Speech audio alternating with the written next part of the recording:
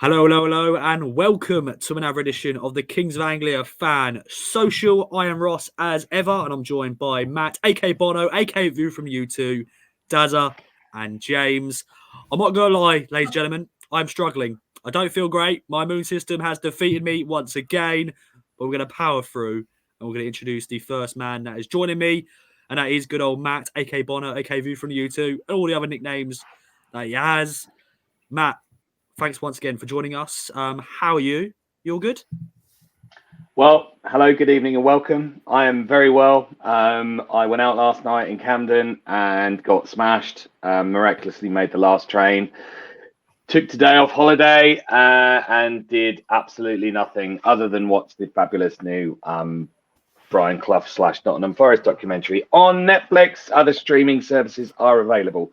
But yeah, never want to give a short answer, but yes, I am very well, my friend. Sorry that you're suffering, and it's good to see the boys again, who were with me in Sunderland pit on Saturday, man. Definitely. And yeah, all of us were in Sunderland. All of us saw that defeat, but we'll talk about that. We'll talk about the Rotherham defeat and all the other bits and bobs on the podcast. Dazza is back. Dazza, thanks for joining us once again. How are you? I'm really good, thank you. I think I'm probably better than you at the moment. But now I'm good. It's good to be back on. I don't know what I did wrong to be banished for what feels like a year. But no, it's good to be back on and kind of share the pain of the current situation.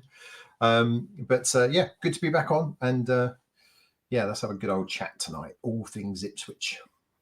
Indeed. And the final man that is joining us, and it is good old James, who shared Airbnb with on Saturday, had a nice little drive home, saw his family home on Sunday too. James, welcome back to the show. How are you? Good week. Thanks very much, Ross. Yes, I'm back in London now. I did a full country tour, so I spent a week in Newcastle prior to the Sunderland game. I spent a couple of nights with my parents back in nearby Ipswich, and took in both games this weekend. Unfortunately, as we will find out, no spoilers, but later in the podcast, you're not going to enjoy what's going to come. And yeah, I've managed to escape the illness and colds that everybody else in the Gateshead-based Airbnb has got. So there's Liam from Crewe and Roscoe. There is Bloomers and there is Paul. And I think they are all a little bit worse for wear. But Jeffrey Farthing has managed to escape the cold, and he's still going strong, still on the beers, son. And ready to go for another fan social. Let's go. And yeah, as you said, you're superhuman. We're just, we're just rubbish, pretty much. Oh, I can't get my words out. But let's go and talk about the two defeats. Matt, how would you describe in one word your current feeling on Town? No goals for a while, back-to-back defeats. The Rotherham game was pretty much predictable. How are you feeling? Optimistic. Carry on. Boo! I thought you just wanted one word. Optimistic. I am optimistic because good times are around the corner. Let's not get too despondent. We're not entitled to win every game 6-0 or anything like that. We have been spoilt this year by some tremendous kind of vast, expansive football, which, on the pitch, I don't think there's anybody that can say that on the pitch we're not in a better place than what we have been for maybe a long time, actually. We're just consistently inconsistent, and that's the main frustration, I think, among the fan base. I don't speak. The only person I speak for is myself, obviously, but I think I share the view of a lot of people that we just need to be a little bit patient. But I get the feeling that even your kind of most hopeless optimist like myself, glass half full type chap, that's going to wear pretty thin soon. So yeah, but I'm sure it'll come good. I just can't give you a date. I always said let's judge the table at Christmas time, and Christmas. I mean, there's people putting their decorations up already, and it's still November. It's still autumn. I've still got pumpkins rotting on my doorstep still. So it's that's wrong. That's wrong, isn't it? I don't know if it's just me becoming an old middle-aged man now, but as I'm driving around and I see someone else's lights, I am shouting all sorts of abuse at those people as I drive past inside my car. I mean, I'm British. They can't hear what I'm saying, but it's like, you know, oh, for F's sake, it's November, people. Yeah, absolutely. I mean, there is just down the road from where I am in sunny Stowmarsh, aka the Gipping Valley, there is a house, a large house that raises a substantial amount of funds for charity, mate. And I'd hate to think what the household's electricity bill is, but they raise money for each and air ambulance and stuff. And yeah, they're up, they're illuminated. It will make a great kind of landing center for the aliens if they ever wanted to come down. So anyway, I digress. I'm always of the opinion that Christmas decorations are 1st of December, but Christmas songs, I am well happy from 1st of November. I know people are going to have a big old problem with that, but I absolutely love a Christmas song. So first, unbelievable, Jeff. Unbelievable. So what's your go-to then? What's your favorite Christmas song? Oh, I don't know about favorite Christmas songs, but I do love a bit of Bublé Christmas album as you get into the middle of November. We're getting to about time where I could pretty much play the whole album in full and not be absolutely disgusted by that fact. 1st of December, like just 1 or 2 Christmas songs just get littered into some playlists that I listen to. But now I could go full on Christmas album and be quite happy with it. So yeah, I'll go for a bit of Bublé. Yeah, well, Mariah's that's it. That's Mariah. That's what it's all about. Queen, that's absolute queen. The number one. And then Slade and maybe Chris Rea. They're kind of my top 3. I know we're digressing here, but you know, no, it's fine. Cool. It's fine. Okay, yeah, nice little. But not until December. Yeah. Not until December, man. Well, we're a month away. Today, as we're recording, is the 25th of November. We're 1 month away, so the countdown is on. The Advent calendars will be coming out soon. I'll probably eat my chocolate before even the first day happens. But let's go back to Dazza. For people on video, just saying, I have an Advent calendar already ready to go. You're ready to go. There we go. He's got it. Yeah, just up here, so ready to go. Maltesers? So, is it Maltesers? Yeah. Is it? It's a Maltesers Advent calendar. It's the one where you get the tiny little chocolate every single day. And good old Mother Farthing bought it as well. So that is very cute. You see, all those people without kids, you still get an Advent calendar. And then us people with kids, it's part of your life that goes missing. I don't have an Advent calendar, but my kids do. I mean, my kids are old now. My son's 20, and every year my mum buys them Advent calendars as a tradition. So, but none for me. No, I'm just ignored now. I'll get you one. I'll get you one, Dazza. I'll get you one.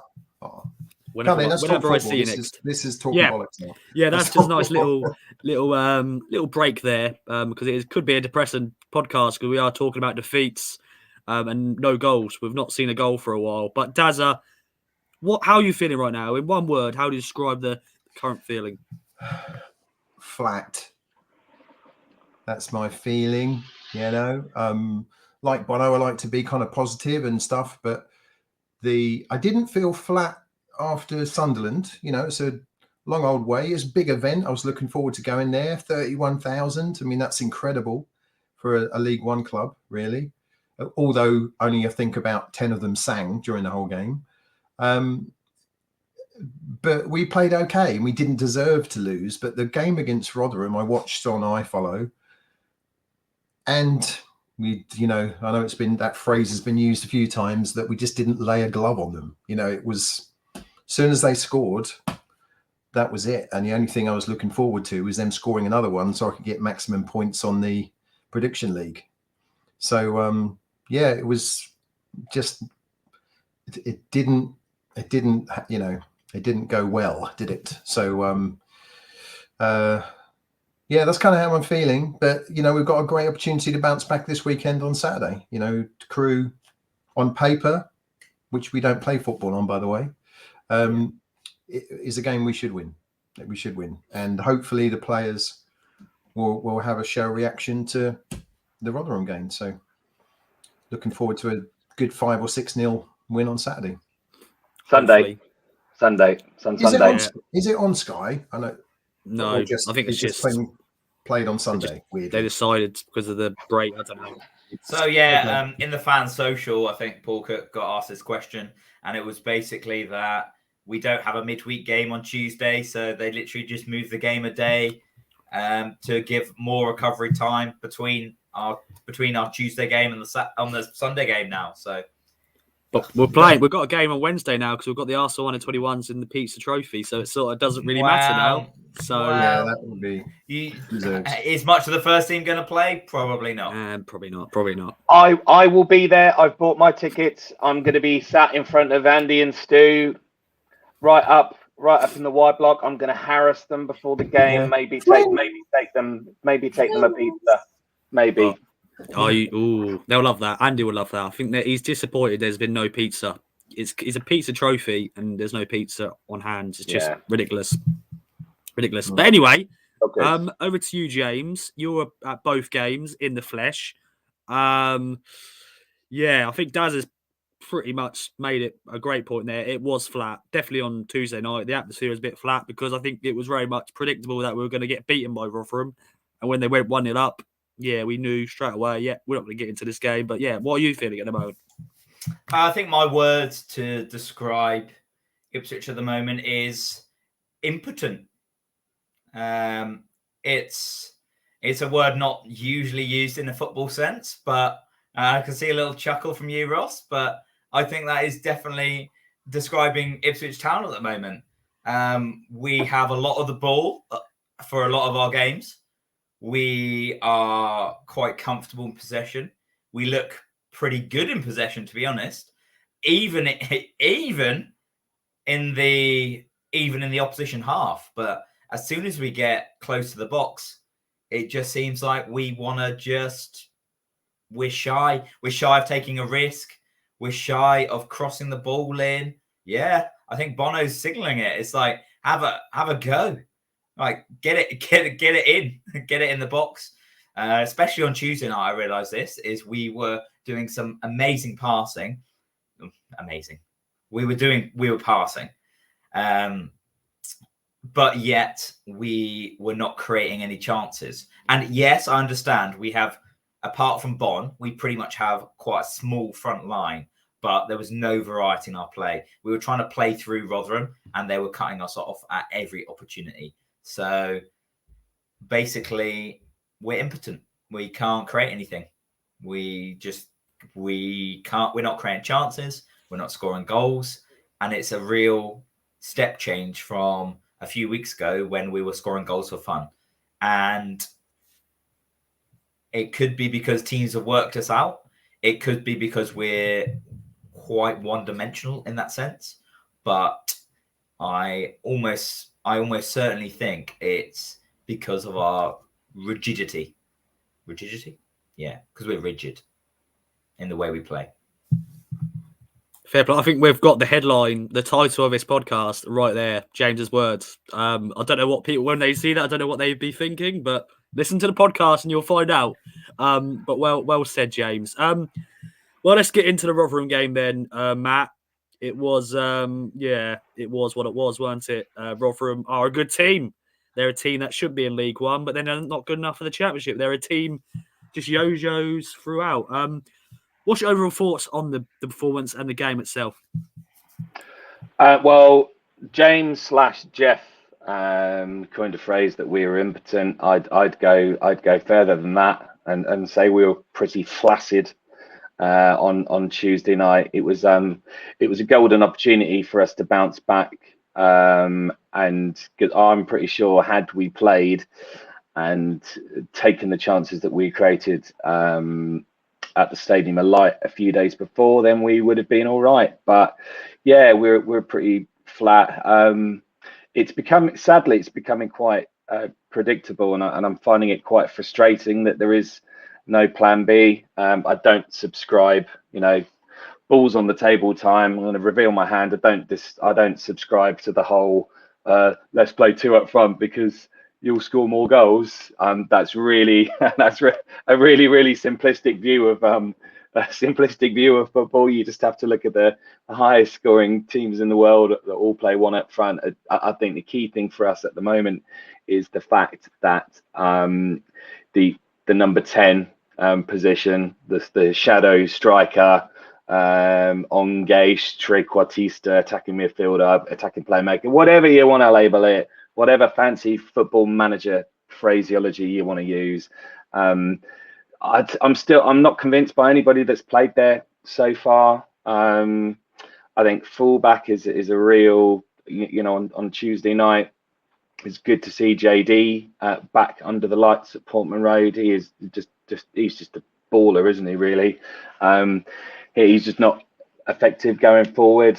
I think Bailey Clements, bless him, didn't do too well. But yeah, Rotherham are a fantastic team, and we are where we are. We're a League One team. I don't care that it sucks to want to aspire to be like Rotherham, but I don't care who we play. I think we should be mature enough to be able to recognise decent teams, and they were everything that we weren't. They were aggressive, but in a good way. They were well organised. They knew what they were doing, and I think our passages of play were just predictable. And again, there was echoes of our former manager, a manager who is a legend at his former club, on Tuesday, with the ball going backwards and going back to the keeper. And Christian Walton, who I think is he's a fantastic goalkeeper, booting it long, and we lose possession. If we keep the ball, they can't hurt us. But we just gave it away time and time again. Creative outlet was suffering. I think we did have quite a lot of the ball on Tuesday night with no action. Exactly. So it does, like you touched upon earlier, Jeff James. It was we get the ball, we just didn't know what we wanted to do with it. I appreciate the combination of Sam Morsey and Lee Evans, the footballer, not the comedian, and but there was just something missing. So I'm rambling now, as per usual. Yeah, we miss Burns. I'm not convinced by the left midfield. Bond just needs a bit of luck. I'd like to see Burgess back in beside the Fridge, who is so far he's my signing of the season. Excellent player. Yeah, we just need to put it right on Sunday, where we have roasties, our roast dinner and all that. Dazza, over to you then, my friend. Your overall thoughts. A very different game from Saturday. A game we should have been winning against Sunderland, but we just didn't. No. But yeah, Tuesday was just. It felt like the game we watched in 2019 when we lost against them, where Matt Crooks destroyed us. But yeah, I know it's been said a lot. Andy and Mark sort of said it on their pod as well. But it was flat, and the crowd was flat. I wasn't there, obviously, but I don't know if you guys can comment on the atmosphere. What the North Stand were like. Was there a lot of just silence? And Dazza, there was an acceptance of that we were going to lose. Yeah. From pretty early on. I think everybody came to the game expecting we were going to lose. Yeah. Which is unlike us. Yeah. So maybe the players. I mean, I think listened to Paul Cook's interview after the game, and he was sort of saying that it's down to the players to spark the crowd. It's not the crowd's fault, but it was Rotherham. Everything's already been said. Really, they're a really good team and very effective. They're a mile away from being some group of thugs who just lump it. That's not how they played. I thought they played good football, dangerous on the counter attack. They let us have possession in non-dangerous places. You can pass it all around that we like on the halfway line. You're not going to score from there. We just didn't look. We couldn't open them up and create anything. And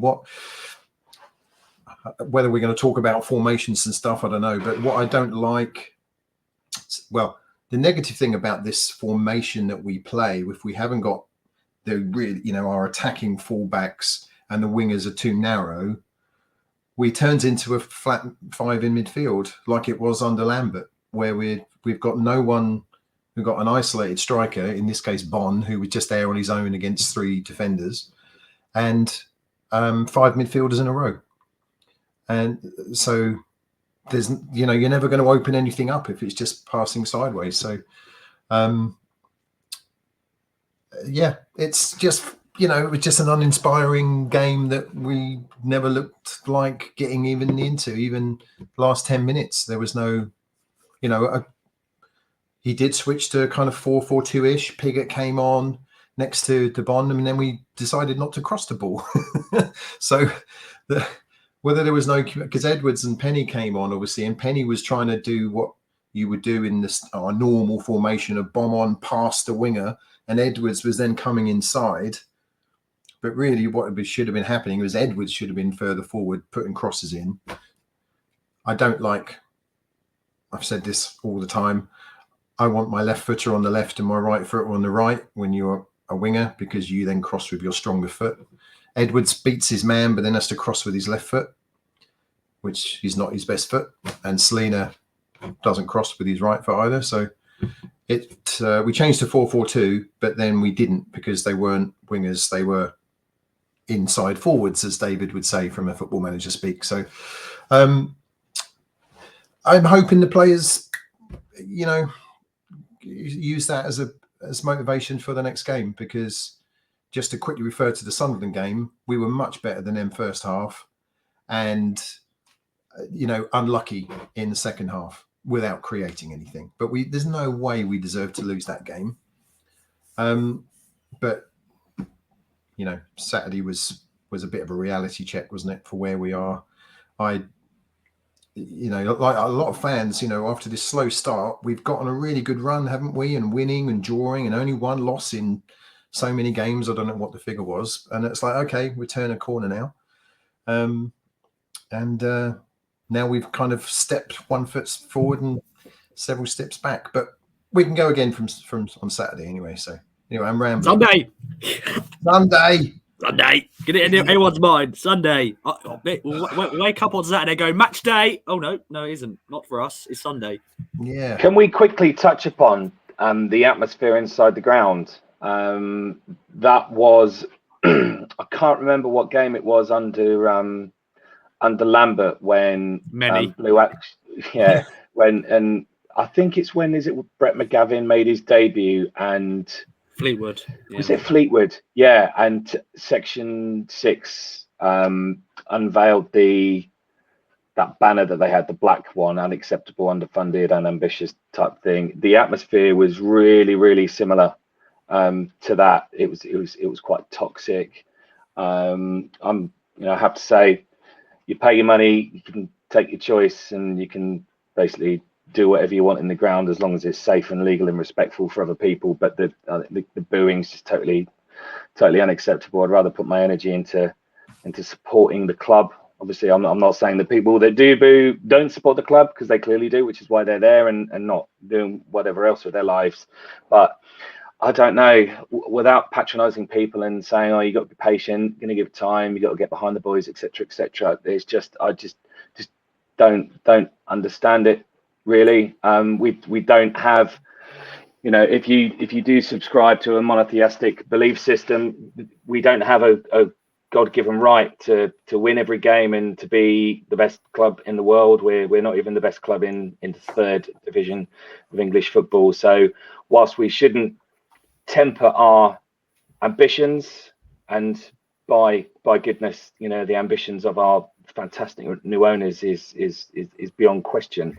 It's just a little bit, the dissenting voices are getting louder, and you know, the leaving early, the booing, just I don't know. It never ends well, and but it's just the modern football fan is fickle. If we win 5-0 on Sunday, then it will be Paul Cook's the best manager in the world, and we're gonna get 100 points and 100 goals. So Matt, I was very in your camp of subscribing to never wanting to boo or show my displeasure during a football match, and I still have not booed during a football match of our players. A referee is a different matter. An opposition player, different matter. But for our players, I choose not to boo. But if you just think about maybe a few years ago, when we would play Rotherham, we would think championship game easily winnable. And now we're saying that is going to be one of our most difficult games of the season. So we just have to think about how our expectations are dropping like a stone, and thinking that teams that we would used to be competitors at are just completely light years above us now. And it is just about, I think that's where the discomfort is coming from a large majority of fans. I mean, you don't even have to go back to the fans which have experienced our really good times, but it's in the not so distant past where we've been a mid-table championship side, and now we're a mid-table League One side. And that's not acceptable to me. And people have to voice it in different ways, and some people will voice it booing. And I didn't like it that people were doing that, but there's getting more and more increasing performances. Not necessarily performances, but it's the results which have unfortunately led us down this path of, hey, are we going to have another season mid-table in League One?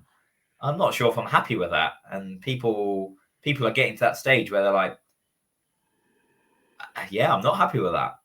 And it's all about posturing as well. Like, you play Sunderland, 5th place, or wherever they were, playoff-ish place. You play Rotherham, 2nd in the league. It's not disaster to lose to both those clubs. It shouldn't define your season that you do lose to both those clubs. I'm of the opinion that Ipswich Town should be one of the best teams in this league, based on funding, based on structure, based on recent past as well, because we're still fan fairly new. Don't forget us fans. Fan base, yeah, indeed. And the thing that's happening is that we're now seeing 2 defeats against those teams as fine, but it's all down to our first 8 games that we didn't win a game. We were in the bottom 4, and it's just like, well, now we lose against 2nd place and 6th place, or wherever Sunderland and Rotherham were at the time. And unfortunately, that the bar just gets higher for like us to progress, because we had such a absolutely diabolical start. And it's frustrating, because it just means that we expect more of our team. And by now, I think we should have been competing with the teams like that. And as you both pointed out earlier in the pod, we should have beaten Sunderland on Saturday. I don't think there's any question about that. If people have taken in any of the commentary or the live video or the highlights, that we did enough in that game to win, but we became quite radically inept again in the second half to create anything, and that became our downfall. And and then we go on to lose 2-0. But on Tuesday, we were miles away, and the problem is that people are now, fans have short-term memories, and I think we all know that. As you were saying, Bono, like, we win on Sunday and everything's rosy in the world, but it's not rose in the world, because we're still going to be a mid-table League One side, even if we win on Sunday. And the unfortunate truth is that we need to become more clinical, and we need to become a more streetwise Street One team to be able to make a difference and to move up this league. Because for all of our passing, for all of our wonderful passages of play in our own half, it's not creating those chances and it's not getting those goals that we need to really put a promotion charge. And we still have an absolutely atrocious record to anybody that's half decent in this league, which is just grim. It's so grim. Wow, well said. I think now it's best time to talk about, Paul Cook, the team. We haven't scored for a while now. We'll score for fun at the start of the season. I've just got Sam Morsey's interview up after the Rotherham game, and he's saying, I think we're fully clicking now. Do you agree with that? And do you think Paul Cook knows his best team? What do you reckon then, Matt? I don't think Paul Cook knows his best team. I can't see why we. I won't digress too much, but I think we've got too many players that are too similar at the top of the pitch. Like I mentioned earlier, I think the player behind the striker is really important, especially in a Paul Cook team. You look at the success that he's had with his previous clubs. That the number 10 is like the star man, and it seems to be like a different one every week, or you'll get somebody come in, play a couple of games, and then you look at Fraser, for example, best attacking midfielder allegedly in League One the past couple of years, and he's played out on the left. He's got no pace, can't really put in a cross or beat a man. He's a great player for me. Go on, mate. I think he's a liability on the left. Actually, I don't think he's just. I think we have better players on the left than him that should be there. Yeah. Selena, for example, I think he would do a better job on the left than Fraser would. Please continue. Yeah. Thank you. Yeah, no, I agree. I totally agree. And I think with those attacking wide players, you're so reliant on getting the support and having the wing backs bombing on and doing the overlap. Well, at the moment we've got Dazza, who his quality is in defending and stopping players getting past him. It's not running forward with the ball. And Coulson, arguably signed as our number 1 left back, is being injured. We don't know, because Paul Cook is quite coy with the injury, fitness, sports science side of things. We don't know if he's going to be back this weekend or if he's going to be out for 3 months. If he's going to be consistently injured, you'd argue about maybe sending him back to his parent club, who have a new manager who might want to take a look at him. We don't know. And then we're left with Penny and Bailey Clements. So I think that like the fullback area is an area of concern for me. Darren, like you said, football is not played on paper. It's played on grass / new style synthetic material sometimes. But you've got to. I really like what Paul Cook is trying to do. I like the formation. I think it will work, but it's got to start working. We are giving ourselves far too much to do, and I just can't. Sadly, obviously, I would love for us to go on a winning streak and win like 13 games on the bounce. I cannot see it happening, because without the creativity and the impact of people like Burns, and without Bond's goals, and without that, well, all the other, I've nearly mentioned an issue with almost every area of the pitch, apart from the central midfield and the goalkeeper. It ain't going to happen, and that's. I must admit, the reality check that James gave me a little while ago, when he challenged some of the notions that I put forward, it's a bit grim, isn't it? I don't fancy it's playoffs or bust for me. I'm afraid. I think they'll give Cook the season. I think they will try. We are they have bought into the fact that we are a proud club. We don't just sack people. We're not Leeds. We're not Watford. We're not all the other teams that give people 6 months and then bin them off and get some unheard of bloke from some far-flung part of the world. You know, we give people a chance. And whilst I'm always a massive proponent of Rome wasn't built in a day, we need to start. We need to give the builders a bit of a G up and make sure this project is. You're talking about teams like Leeds and Watford, and unfortunately, you're giving yourself examples of teams which are doing a lot better than us. So, like, it'd be great to have some examples of like teams that have stuck with managers and are doing worse than us. Because, I mean, at the moment, I know it's all wholesome and it's really wholesome to have a manager for a long time and think, oh yeah, it's brilliant. And if they do bring you success in the end, it is brilliant. But we are struggling.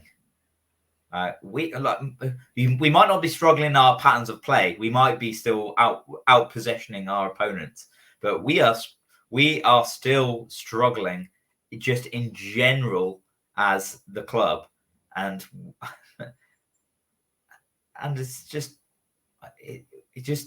it's got to get better. Like, I don't know how it's going to get better, but it has got to get better.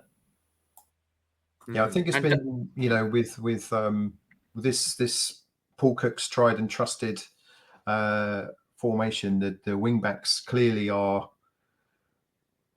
absolutely crucial, because they are your wingers. Because we don't have wingers, so Edwards, if he's playing, and Selena, whoever is playing in those, they don't actually act as wingers. They're coming in sort of to the edge of the 18-yard box. So I've seen this quite a few times now. I was away at Oldham and Crewe United and Sunderland, and you know, when you see it in the flesh, you can see how everyone is lining themselves up.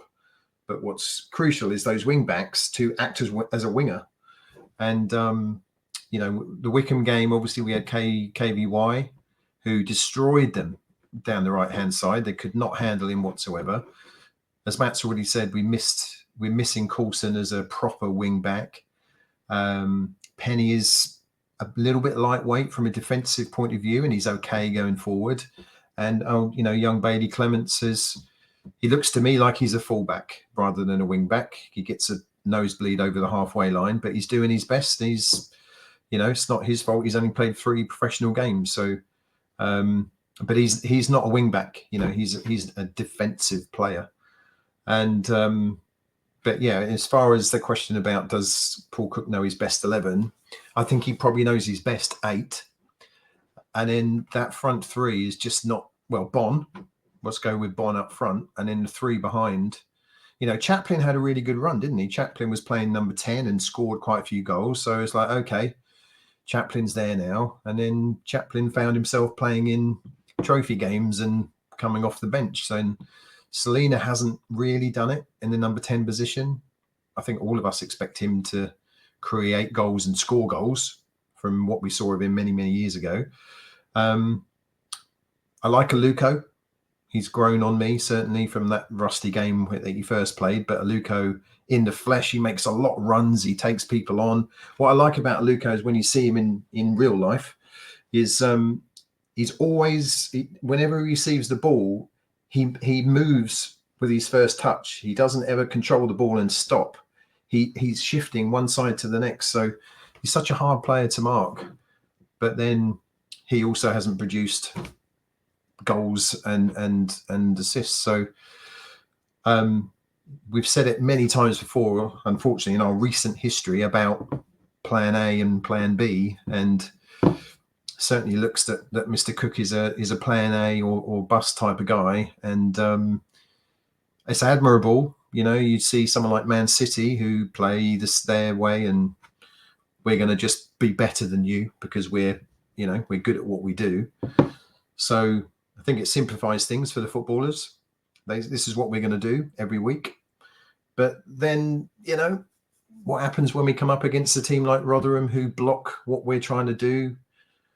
we have no other way of getting around that or through it, or so whether that's going to be successful over the course of a season just to play the same way and sometimes be stopped and sometimes get past, we'll see. But it does need to settle down. We do need, and injuries have screwed things up. I think Coulson probably would have been left back. Toto, I don't know what everyone feels about Toto these days, but Toto has not been great over the last few games, and we're back to that. Unfortunately, we're back to that pattern where the teams that we're playing, they don't bother closing him down when he's got the ball because they know he's going to give it away. So, Edmondson, I think I've got a bit of a man crush on Edmondson, the fridge. He's a fantastic player, proper defender with some skill to go with him as well. But the rest of the defence is, apart from JD is brilliant. But as we've discussed, he's a fullback. He's not really an attacking wing back. So I'm kind of rambling now. I don't know what the point of this question was, but no, he does not. I don't think he knows his best 11. And it needs to be nailed down. If we're playing the same way every game, we need to get a consistent team, build partnerships, and crack on with it. And if you're not doing your job, someone else needs to come in. But maybe that's what's been happening. Maybe they haven't been doing their job, and then he's made a change. But it's just a bit frustrating, isn't it? That's just go. Yeah, and I'm going to go over to you, James, next and talk about, goals. We were scoring for fun at the start of the season. We saw the 4-0 wins against Wickham and Portsmouth. At the moment, I'm concerned. There's no goals. There's no set pieces and just everything like that. We're just not creating enough chances. Are you worried about that? Do you think it's because of the formation, or it's just teams just found us out? To be honest, Ross, and first of all, if anyone from the club is listening, hello. And if anyone from the club is listening, I apologise. But I think Bursant Selina in our number 10 role is really being part of our downfall at the moment. I feel like he is a absolute flair player. He can create some absolutely amazing moments of skill, but I just do not think he is that man in that pocket, which we need. I think, as Daz was saying, Connor Chaplin did a far better role in that job. I think he should be the number one person on our team sheet in that position. I feel like he is the best man for the job in that role. I feel like he creates more. He works harder defensively. Not saying that is the key defensive role on the pitch, but I feel like he just puts in. He's got the better work ethic.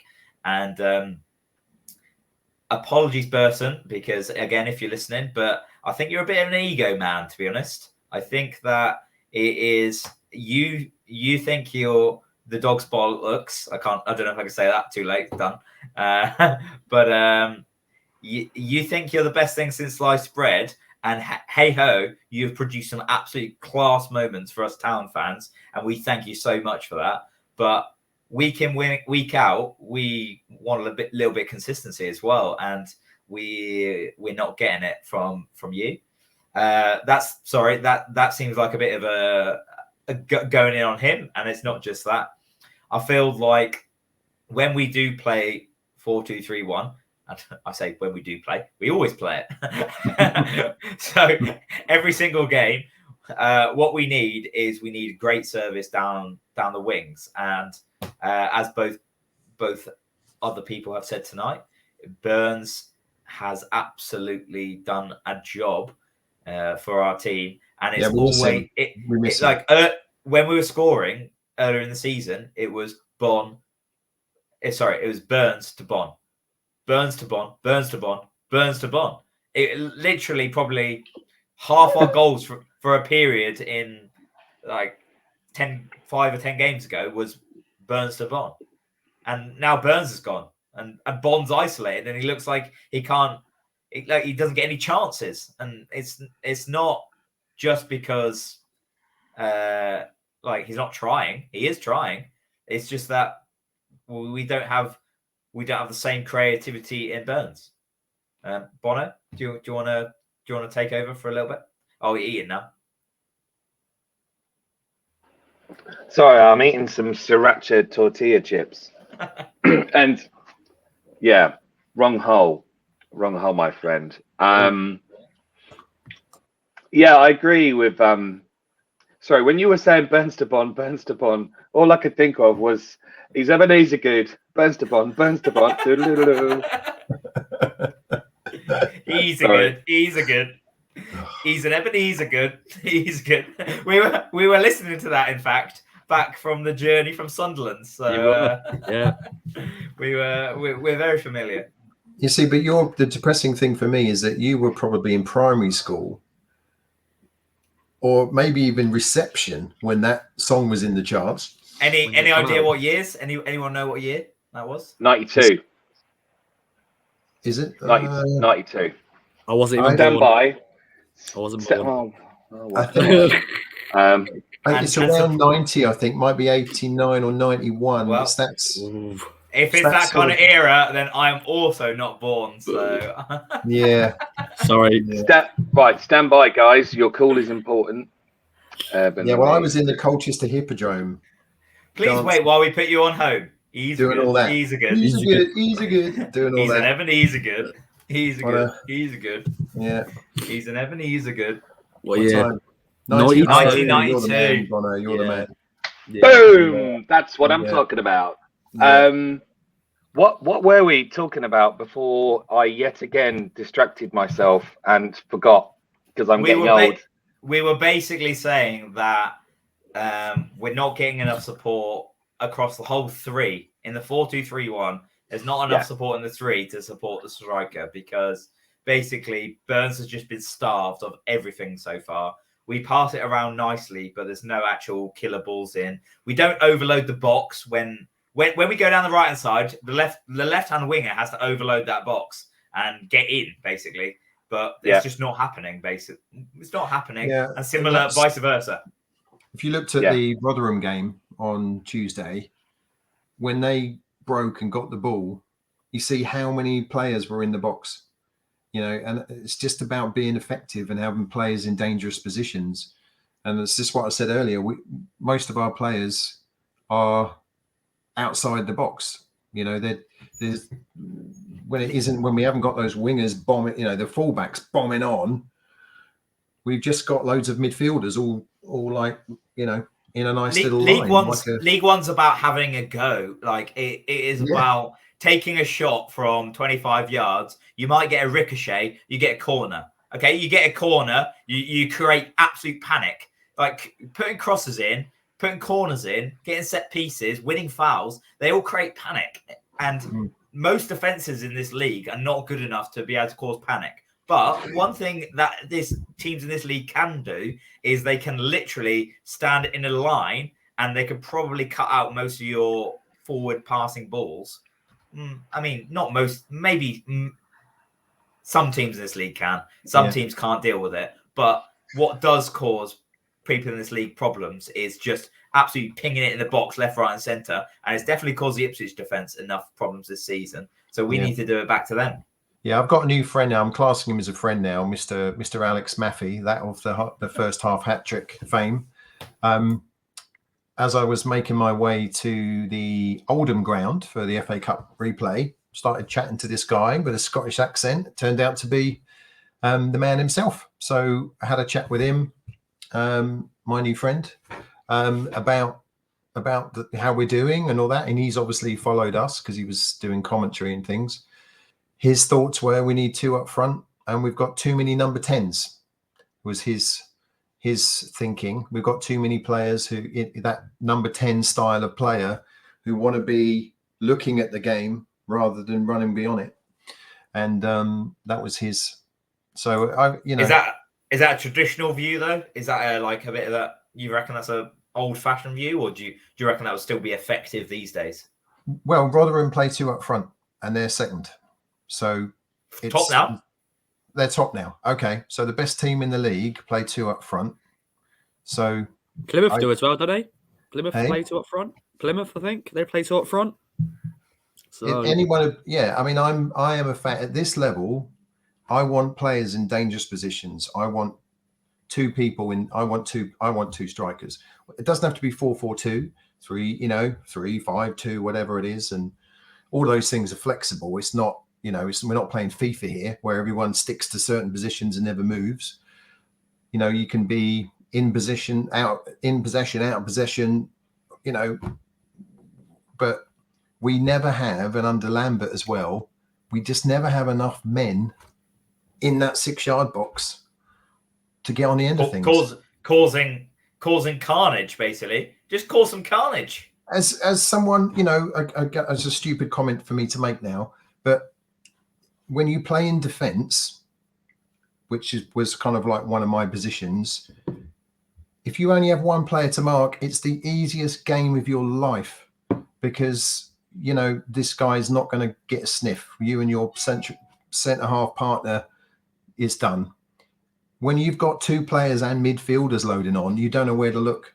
And we're just one up front. That's my thing I don't like about it. It's too easy. It's too easy for the opposition just to see what's going on, unless we play it really effective and we've got people bombing on, running wide, running through. But we're not doing that at the minute. We have the players to do 2 up front, but I also think we've got the players to do 3 at the back. And there was a really interesting tactical analysis shared recently, far and wide, of this new brand of football that's prominent in the Premier League and the Championship, and of 3 at the back with wing backs, 2 up front, and then various combinations of 3 midfielders, either one that's sitting, 2 bombing on, or 2 sitting and 1 kind of going up into a 10. But I don't think we'll see it. There's a bit of a thing, if you work on a new formation, it's going to take you a few weeks to get familiar with it. And then are you neglecting the one that you're going to have to employ until you're good at the new one? However, these guys are professionals. Hopefully they've got decent footballing brains. And I think, our in-game management has been so frustrating this year. The late substitutions, little things like the distribution from the goalkeeper is, we are fantastic on the counter-attack, and our movement at the top of the pitch sometimes, and more often than not, is pretty decent. But when the goalie just doesn't release it for ages, and arguably on Tuesday, people will get very frustrated with Christian Walton not releasing it. But when you look at what options are available for him, there was nobody. We were like statues. It was like a Sunday league team at times where, everybody just stood kind of behind their marker. And, I think 9 times out of 10, when we did long passing, like James has said, to Bon, who's isolated up front, that's easy for me to say, they just win back possession and we've lost it. And then we're huffing and puffing trying to get the ball back. So there's lots of little things, and other irksome things like short corners and short free kicks. And I think we got to the edge of their box on Tuesday night, and we ended up passing it back to Christian Walton, who then knocked it long. Yeah, so, I really want to understand that, because it could be that I'm stupid and I'm naive. I do not understand where we constantly win free kicks in the middle of the opponent's half, and we never ever throw everyone in the box and put it in. It's always just a 2-yard pass. That's about causing carnage as well. Like, you put it in the box, guess what? They might not know how to defend it, and if they don't know how to defend it, you get a ricochet, you get a little nick off the defender when you're having a shot. And guess what? You score a goal. And we want to score the perfect goal at the moment. We want to pass it around and have an absolute lovely 20-pass goal in the corner. But hey, I'll take an arse cheek right now. Yeah. I mean, that's on my list. So I have I'm terrible if I meet someone famous or someone that I admire. Hey, Dazza, I'm here. So I never know what to say. So it's on my list. It's on my list of, if I ever bumped into Paul Cook, one of my questions is, please explain to me why you coach us to take short free kicks constantly and we never put it in the box.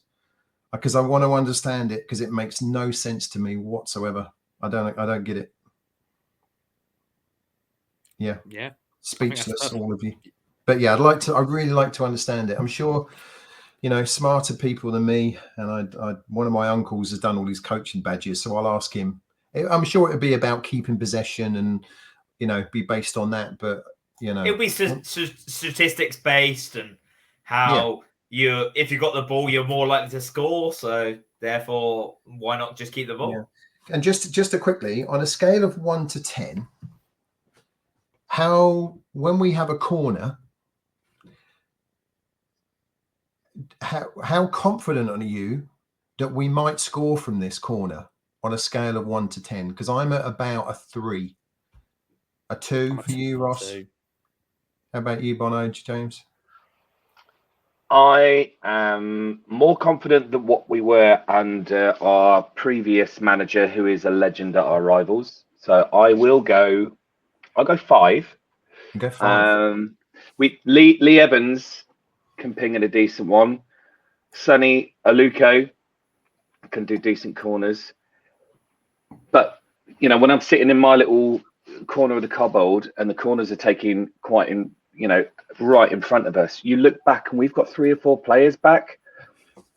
And other teams, when they play us, they don't have like that many players back. Like James said, put some people in the box, cause some carnage. This is a point actually that Liam made, was about and who was our caretaker manager while Lambert was? Who was that little guy? Kluge? Not that guy. No. Little beardy guy. Scottish chap that's now assistant manager at MK Dons. Yeah. No, Matt Gill. Matt Gill. Yeah. So in those few games that he had a big influence, and we actually won like 2 or 3 on the bounce or whatever it was, he was leaving our strikers up front, which means that they have to leave defenders back, which leaves less people in the box.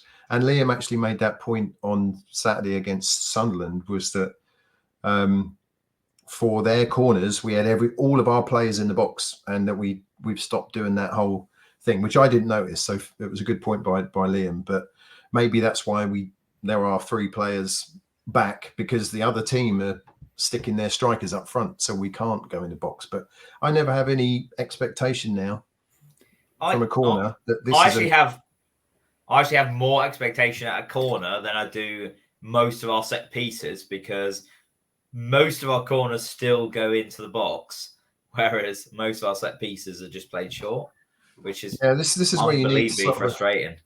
Specialist in a. I don't know why Selena doesn't take corners, because he's not in the box for his heading ability, is he? So I don't know why he doesn't take corners. But what was that, Garbett? That's where we kind of miss someone like him. His delivery was fantastic, to be fair. Any corners, free kicks, those Carlos Edwards style, not Carlos Edwards, Roberto Carlos is what I meant to say. His sort of shooting from 50 yards away, which the keeper would spill, and then we'd, tuck it in. We haven't really got anyone that's a specialist free kick delivery taker, have we? So we're missing someone like that. But So what were you? What was your scale of 1 to 10, James? Confidence of us scoring from a corner. I think it's a 5, because same as Bono, because I think that I actually feel more confident scoring from a set piece still than we do from open play in a general period, because I'm not, especially Tuesday, I'm just not convinced that we were going to get anything from passing it around our midfield.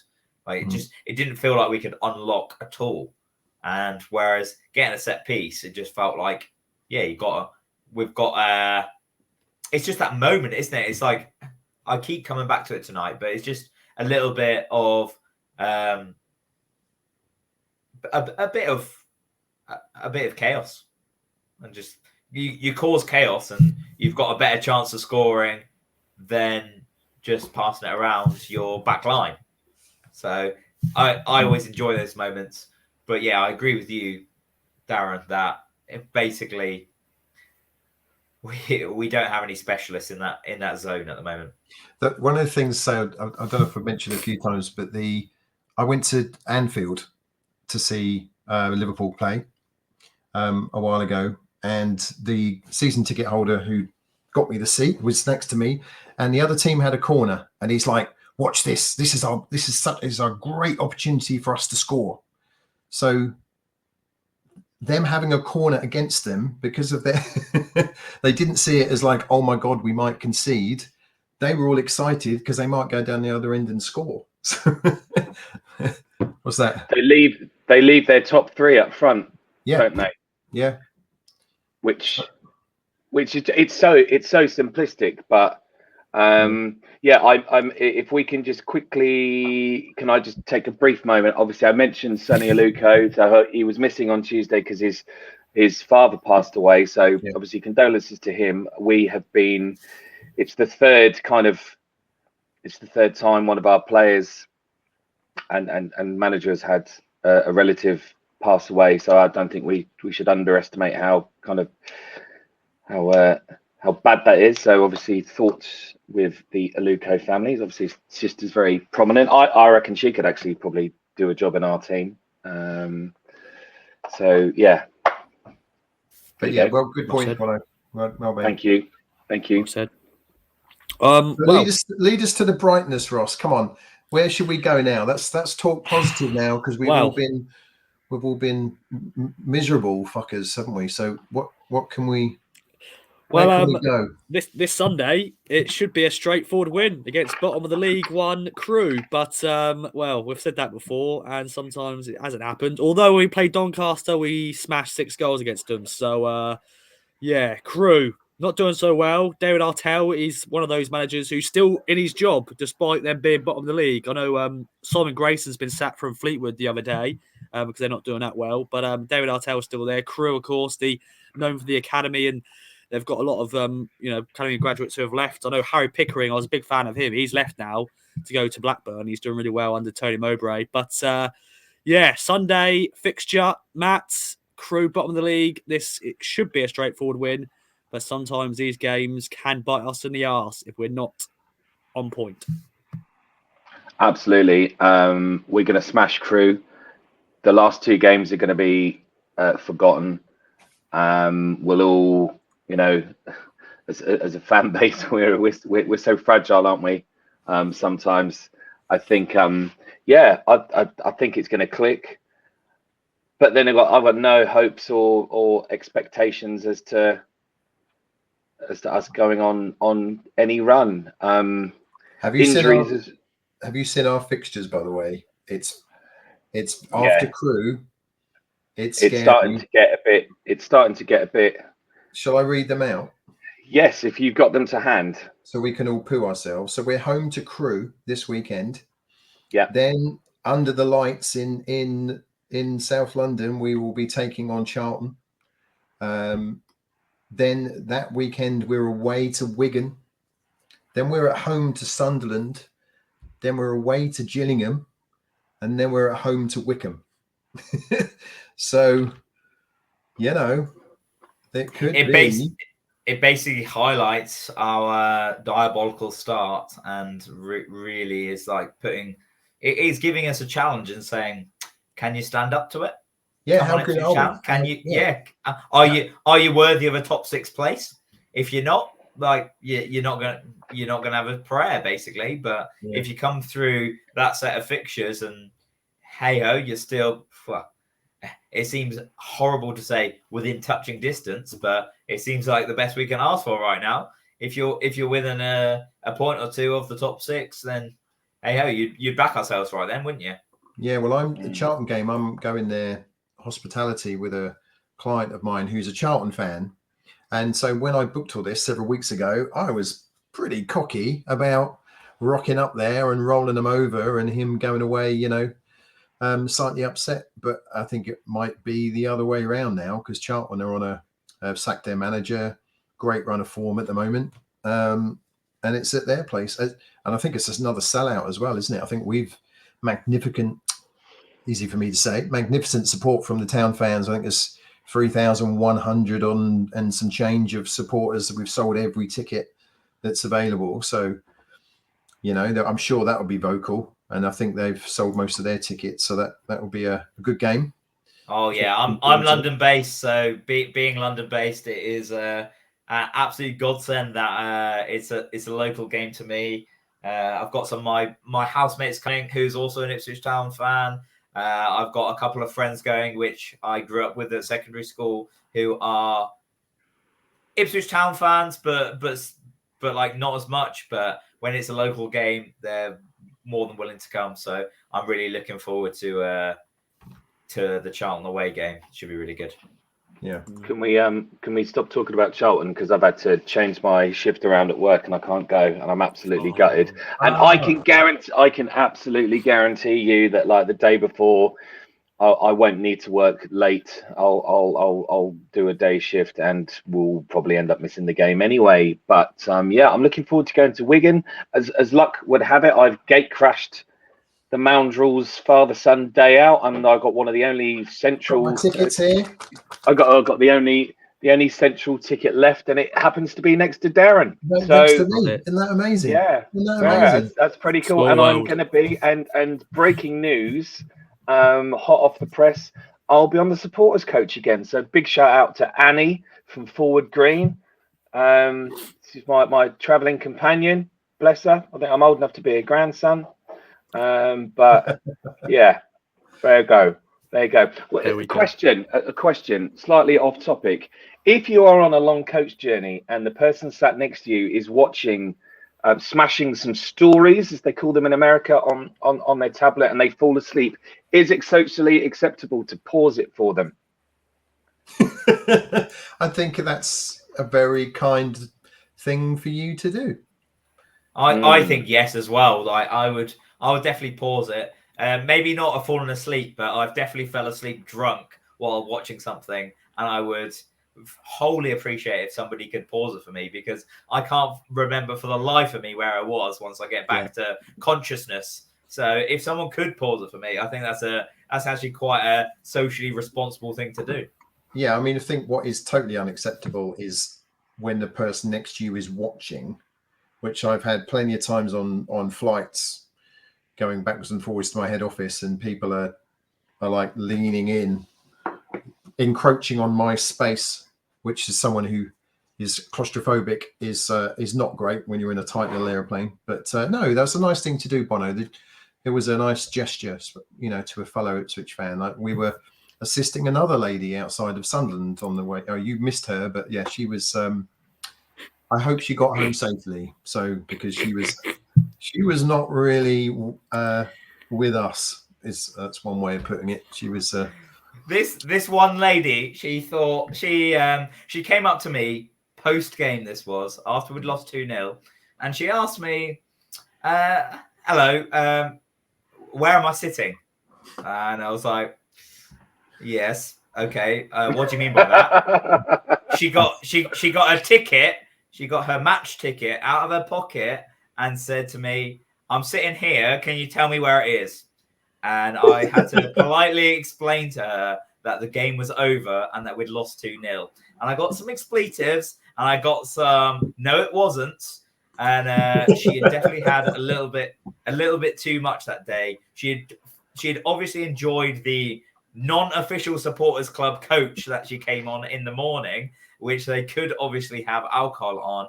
And when we asked her where she needed to be, she said, "Oh, I don't have a clue." And we then asked, "Well, have you got anyone you can call?" And then she got her phone out and said, "Well, she didn't say it. Like, we saw on her phone, she had missed calls from this guy called Gaz, who ran minibus. Saved in the phone as Gaz minibus." So she had everything she needed. She just couldn't execute. So hopefully we provide a service, Darren, that meant she got home safely. Yeah, I was sorry, Daz. I was gonna say I was gutted I couldn't hang around for much longer at Sunderland. You know, if anybody saw my #GameDay appearance after Sunderland, it was the quickest, pretty brutal analysis of the game, and I literally ran back to coach number 3. Big shout out to everybody on coach number 3 on Saturday, and then proceeded to wait about 15 minutes because we had some fans that I know they just took ages to come back. So yeah, a life lesson on, well, I don't know. I have to say, credit to Sunderland. Not only is it a fantastic stadium, their footprint around the area is something that I think personally the game changer guys and girls will be aspiring to. And even the bar was just fantastic service, cold beers, contactless payment, no queues, great atmosphere. Just, that we. Are you talking about Stadium of Light? Yes. Oh, you didn't go down at half time. It was a nightmare. No, I don't. If I go for a pint at half time, I will invariably have to relieve myself during the second half, and I usually miss goals. So beers before the game, and then maybe some afterwards. But there you go. We've digressed again. It's fine. It's fine. It's great chat. We so much any other business that if we ask for any other business, we're not even going to have anything to talk about. No. But there is prediction time. There is prediction time. Bono, you said we're going to smash Crewe. So how many by? 7-1. Dazza? You see, I'm looking forward, and again on paper we have a comfortable win here against a struggling side. But if we get to 0-0 at half time, could get a little bit squeaky. So I'm gonna go low scoring. I think 1-0 Town. Oof. James, what do you reckon? Hoping for an 8-0, but Yeah. No, I don't. I think similar. Like, I think our play is good enough to be able to create enough chances to score goals. Like Dazza, I don't think that we're going to be absolutely ripping the world alight, but Crewe just might be that team where we can just play through easily, like we have had this season with Doncaster, who was at home. It's going to be a 2-0 for me. 2-0 win. We're going to. It's going to be a bit squeaky. Like we're not going to be happy with it, but 2-0 is a good result to have. So that's what it's going to be. We're going to win the game. We're going to move on. They're bottom of the table. If you can't beat those kind of teams at home, then we really need to be taking a good hard look at ourselves, whether we're in the right place. Yeah, the atmosphere is not going to be great if we don't get the result we want, but we shall see. We've done any other business, but is there any other business? Dazza, Bono, Jeff, James? Not that I can kind of think of, really. Go on in, Bono. Quick mention that this Sunday's game is Rainbow Laces game. I was going to do that, but you stole my thunder. Segue into you then, Ross. You can talk about it because you've got a pre-prepared statement, haven't you, regarding that? Not really, but I know it is, of course, the Sunday's game is for the Rainbow Laces campaign. Of course, the Blues are supporting it for the Crewe game. So, of course, there'll be Rainbow Laces weared by players. I'm sure the flags will be out. And, Francine and David, who are part of the Rainbow Tractors, they'll be doing some other bits and bobs around the game. So support it if you can. And we're here as well as Kings of Anglia. We support it as well. So just want to mention that if you're a straight man, which I presume most Ipswich Town fans are, don't think that it's not applicable to you. Like just please think of like there is other fans that want to come to football as well. Like just making people feel accepted at football as well. And it's just a really good initiative to get involved with because just some people don't feel exactly the same as you when you come to football. So it's really good to come to. Really good. It's a really good initiative to get involved with and just to support. Last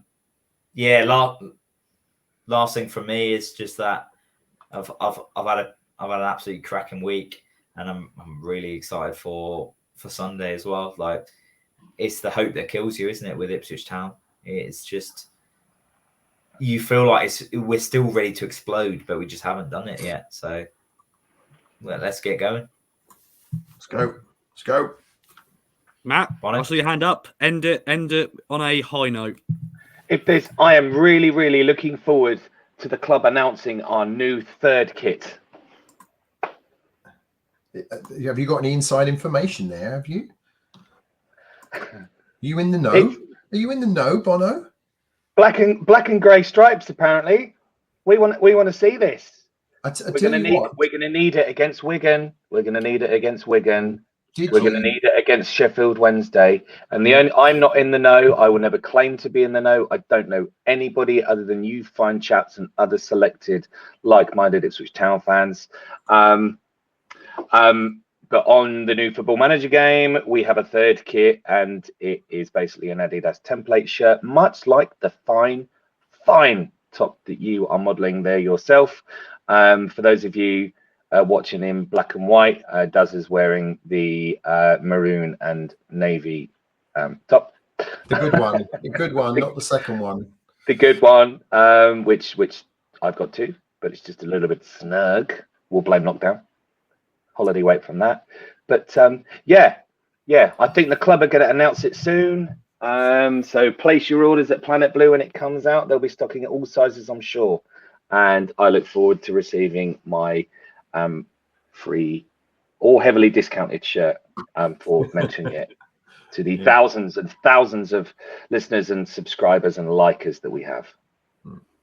Well said. Well, Matt, Dazza, James, it's been a pleasure. Another Fans Social in the bag. Of course, Kings of Anglia is sponsored by manscaped.com. Use the code KOA to get 20% off and free delivery. Of course, Black Friday deals.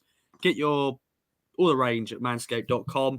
We'll be back next week to discuss the Crewe game and all the other bits and bobs around the week.